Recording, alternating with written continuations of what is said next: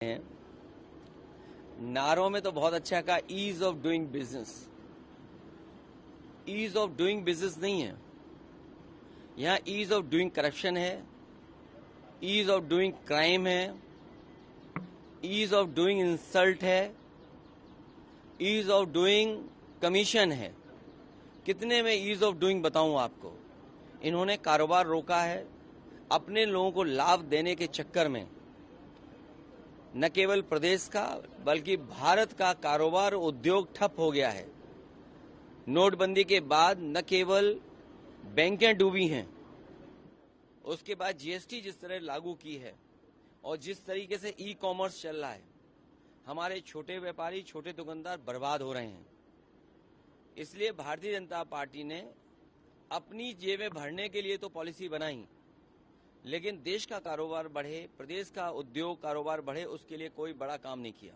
रामनवमी से पहले सीएम योगी का निर्देश आया है कि 500 मीटर के रेडियस में धार्मिक स्थलों के कोई भी मीट मटन की दुकान नहीं खोलेंगी। साथ में रामनवमी का रामचरितमानस का पाठ होगा 6 और 5 को। देखिए, मैं अपने पत्रकार साथियों से कहना चाहता हूं, हालांकि इन्वेस्टमेंट जमीन पर नहीं आया है, किसी न किसी माध्यम से भारतीय जनता पार्टी ने आपके चैनलों पे इन्वेस्टमेंट ला दिया है, आपके चैनलों पे इन्वेस्टमेंट आ गया है।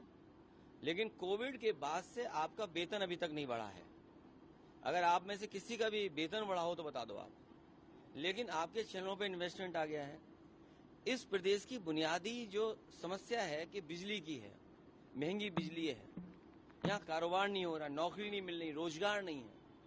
और फिर जो आपने बड़ा सपना दिखाया था 40 लाख करोड़ एमओयू, कम से कम ट्रांसपेरेंसी, ये जो कहते हैं ना जीरो टॉलरेंस, हम ट्रांसपेरेंट गवर्नमेंट चला रहे हैं, हमारे अंदर ट्रांसपेरेंसी है, तो कम से कम 40 लाख करोड़ में कितना इन्वेस्टमेंट जमीन पे आया है और उस इन्वेस्टमेंट से कितने लोगों को नौकरी रोजगार मिला है, कम से कम ये तो बता दें। इसलिए इस सरकार की जो नीयत है, जो मंशा है, जो उनका फोकस है, जो उनकी स्ट्रेटेजी है, वो ये है कि बुनियादी सवाल न पूछे जाएं, बुनियादी सवालों पर चर्चा न हो। इसीलिए धार्मिक ये सवाल उठाए जाते हैं। और सच्चाई ये है, कोई भी कपड़े पहनने से योगी नहीं बन जाता है, कोई भी वस्त्र पहनने से योगी नहीं बन जाता है। विचार से योगी होता है, अपने काम से योगी होता है। बिहार में आज अमित शाह ने